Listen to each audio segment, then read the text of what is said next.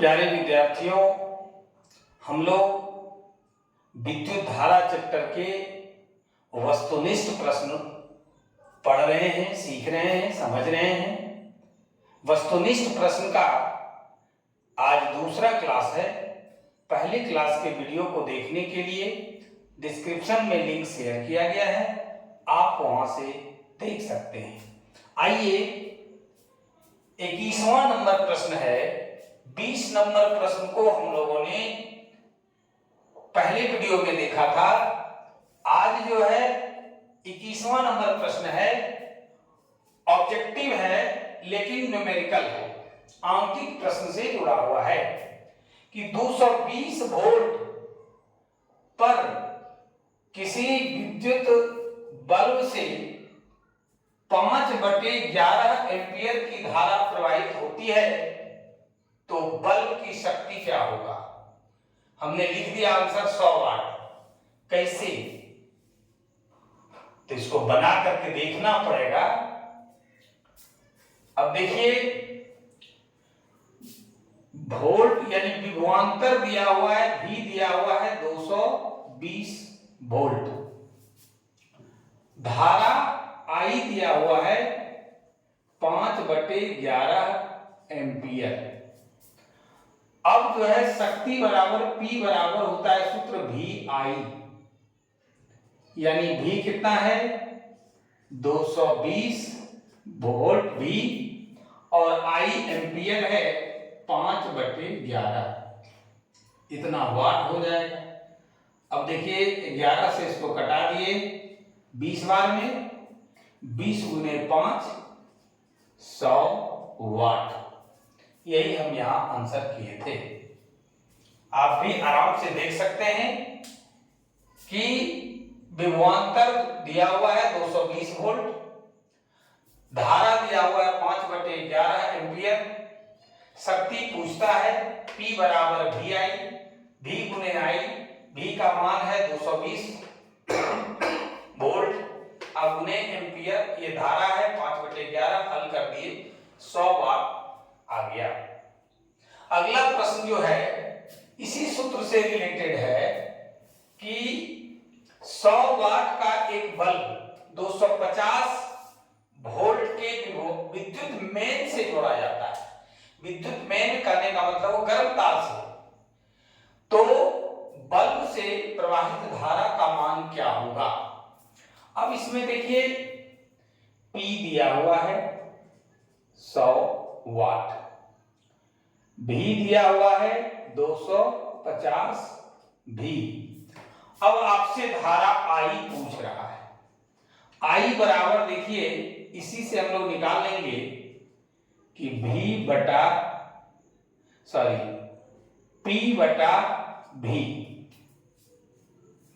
देख लीजिए कि I बराबर P/V। P हो गया कितना 100 वाट और V है 250। अब देखिए इसको अगर कैंसिल कराइएगा तो आपका इधर मान लीजिए कि इसको छोड़ दिए, 25 गुने 4 किए 100 कट गया, 10 बच गया नीचे, यानी 0.4 एम्पियर। इस तरह से आपका ये हम लोग बना करके और तब आंसर करेंगे। 4 विकल्प रहेगा, हम लोगों को 3 विकल्प से कोई लेना देना नहीं है। हमारा जो आंसर होगा हम वो याद रखेंगे, बाकी का विकल्प जो है उससे कोई लेना देना नहीं है। तो हम लोगों ने 2 न्यूमेरिकल बेस्ड ऑब्जेक्टिव क्वेश्चन देखा। अब आइए तो अगला प्रश्न है 23 नंबर। ये देखिए वीडियो के अंत तक बने रहेंगे, जो न्यूमेरिकल बेस्ड सवाल आएगा उसको हम लोग हल करके देखेंगे, बाकी जो सवाल होगा उसको याद कर लेंगे। तो किसी चालक के 2 बिंदुओं के बीच आवेश का प्रवाह उनके बीच किसके कारण होता है। आखिर 2 बिंदुओं के बीच जो आवेश का प्रवाह होता है वो किनके कारण होता है, तो जवाब देना है विभवांतर के कारण होता है। किसके कारण होता है? विभवांतर के कारण होता है। एक बार फिर से देखिए कि किसी चालक के दो बिंदुओं के बीच आवेश का प्रवाह उनके बीच किसके कारण होता है? तो हम लोग सीधा जवाब देंगे कि विभवांतर के कारण ही किन्हीं दो बिंदुओं के बीच आवेश का प्रवाह होता है। अगला जो प्रश्न है कि उच्च प्रतिरोध वाले पदार्थों को क्या कहा जाता है? प्रश्न है कि उच्च प्रतिरोध वाले पदार्थों को क्या कहा जाता है? आंसर होगा प्रतिरोधक कहा जाता है। उच्च प्रतिरोध वाले पदार्थों को प्रतिरोधक कहा जाता है। अगला जो प्रश्न है कि चालक के प्रतिरोध के कारण धारा के प्रवाहित होने से उसमें क्या उत्पन्न होती है? उसमें क्या उत्पन्न होती है? तो चालक के प्रतिरोध के कारण धारा के प्रवाहित होने से चालक में ऊष्मा उत्पन्न होती है, हीट उत्पन्न होता है। फिर से एक बार देखिए कि चालक के प्रतिरोध के कारण धारा के प्रवाहित होने से उसमें यानी चालक में क्या उत्पन्न होती है? तो जवाब होगा ऊष्मा उत्पन्न होती है। अगला जो प्रश्न है बहुत ही इंपॉर्टेंट प्रश्न है कि विद्युत बल्ब में फिलामेंट किसका बना होता है? बराबर पूछा जाता है अमूमन ये प्रश्न आपसे लगभग परीक्षाओं में ये प्रश्न आता ही है कि विद्युत बल्ब का फिलामेंट किसका बना होता है? तो आपको जवाब देना है टंगस्टन का बना होता है। किसका बना होता है? टंगस्टन का बना होता है। आइए अगला जो प्रश्न है बहुत ही इंपॉर्टेंट है, इसको देखेंगे जरा कि धारा बढ़ने पर वैद्युत युक्तियां बर्बाद ना हो इसलिए परिपथ में क्या लगाया जाता है? किसी भी उपकरण को घर में, चाहे आप टीवी हो, रेफ्रिजरेटर हो, स्टेबलाइजर हो या कोई भी विद्युत उपकरण है, उसको बर्बाद होने से बचाने के लिए उसमें फ्यूज लगाया जाता है। फ्यूज क्या है इसके बारे में हम लोग अगले चैप्टर में पढ़ेंगे। तो धारा बढ़ने पर वैद्युत युक्तियां बर्बाद ना हो इसलिए परिपथ में फ्यूज लगा दिया जाता है। अगला जो प्रश्न है कि यदि किसी बिजली के बल्ब पर 220 वोल्ट 40 W लिखा हो, यह अनुमतांक है, रेटिंग है, हम लोग थ्योरी के ये टॉपिक वाला क्लास में पढ़े हैं इसको, तो उसका प्रतिरोध क्या होगा, R क्या होगा? हमने आंसर लिख दिया 1210 ओम। कैसे आएगा? तो प्रतिरोध का सूत्र होता है V²/P। अब देखिए यहां V है 220 वोल्ट, P है 40 W। बैठा दीजिए मान, V हो गया 220 गुने 220 और बटे 40, इतना ओम आ जाएगा। इससे आप कटा दीजिए,